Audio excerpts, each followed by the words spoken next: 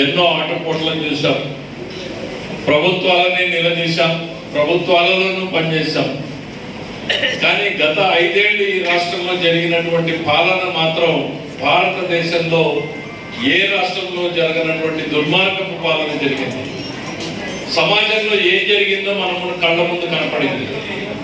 నాయకుల్ని అరెస్ట్ చేయడం, మాట్లాడితే కేసులు పెట్టడం, ఆస్తులు ధ్వంసం చేయడం లేదా ఆస్తులు స్వాధీనం చేసుకోవడం, ఇవి మన కళ్ళ ముందు కనపడినటువంటి సంఘటనలు 5 ఏళ్ళుగా.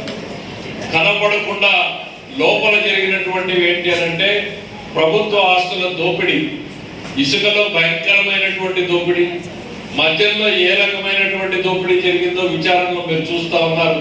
దాదాపు 3,500 కోట్ల రూపాయల పేదలకు సంబంధించినటువంటి దాన్ని తాడేపల్లి ప్యాలెస్ కి ఎట్లా పోయింది అనేటువంటిది కథనాలుగా ఇవాళ మనం చూస్తూ ఉన్నాం. లేక పెద్ద ప్రాజెక్టులు కావచ్చు, ఇవి కనపడకుండా జరిగినటువంటివి. వీటితో పాటు ఇంకా జరిగింది ఏంటి అంటే రాష్ట్రంలో జరిగింది ఆర్థిక అరాచకం. ఒక కుటుంబం నడవాలి అని అంటే ఈరోజు ఎంత కష్టమైనటువంటి పరిస్థితుల్లో మనం కుటుంబాన్ని నెట్టుకొస్తాము అనేటువంటిది కుటుంబాన్ని నడిపే మహిళలకు తెలుసు. రూపాయిని ఎక్కడ ఖర్చు పెట్టాలి, రూపాయిని ఎక్కడ దాచిపెట్టాలి అనేటువంటిది మహిళలకు తెలిసినట్టుగా సమాజంలో ఎవరికి కూడా తెలియదు.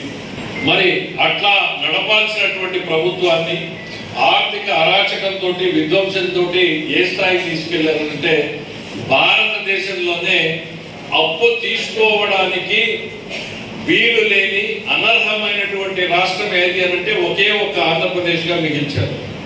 ఇది ఆర్థిక మంత్రిగా నేను చెప్పేది కాదు.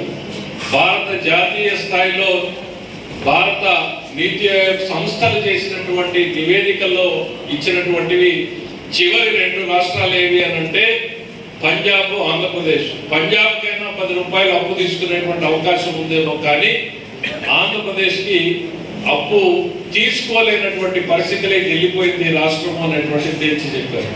మరి అట్లాంటి పరిస్థితుల్లో ఈరోజు ఇంకా అప్పు పుడతా ఉంది, 10 రూపాయలు ఇస్తున్నారు అని అంటే అది కేవలం చంద్రబాబు గారి మొహం చూసి అనేటువంటి ఒక నాయకుడు ఎంతటి తేడాను చేస్తాడు అనేటువంటిది ఈరోజు మనం అర్థం చేసుకోవాలి. గతంలో బ్రాండ్ ఆంధ్రప్రదేశ్ అని అంటే ఇక్కడికి పెట్టుబడిదారులు రావడానికి భయపడేటువంటి పరిస్థితి. ఇక్కడ ఉన్న మనం ఎవరన్నా కానీ ప్రభుత్వానికి రూపాయి కడుతున్నామా?